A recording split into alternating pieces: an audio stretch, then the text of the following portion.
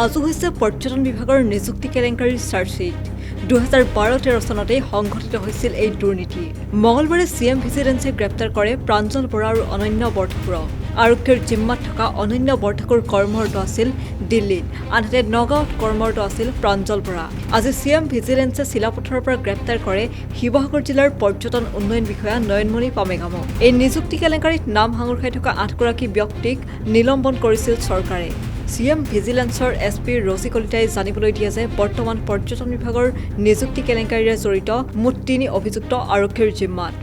Charge sheet দিবই সাজু হৈছোঁ আমি তদন্ত অলমষ্ট কমপ্লিট আৰু কিছু সময় পূৰ্বে আৰু এগৰাকী গ্ৰেপ্তাৰ কৰা হৈছে তেওঁৰ নামটো কি তেওঁৰ নাম হ'ল নয়নমণি পামেগাম পলাতক হৈ আছিলে তেওঁক ধৰা হ'ল আৰু দুগৰাকী আছে প্ৰাক্তন সঞ্চালক আছিল তেখেতৰ বিৰুদ্ধে কেনেকুৱা ধৰণৰ কেছ আছে গম পাইছে নেকি আমি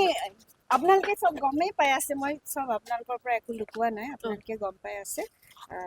আৰু মই যিখিনি পাই থাকো মনালিসা গোস্বামীও পলাতক অৱস্থাত আছে নেকি এতিয়ালৈকে তিনিজন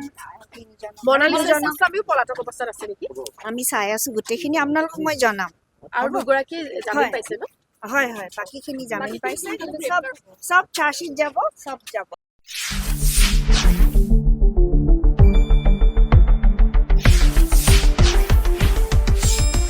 শুদ্ধ আৰু বিস্তৃত বাতৰিৰ বাবে চাই থাকক নিউজ ডেস্ক ৰিপৰ্ট।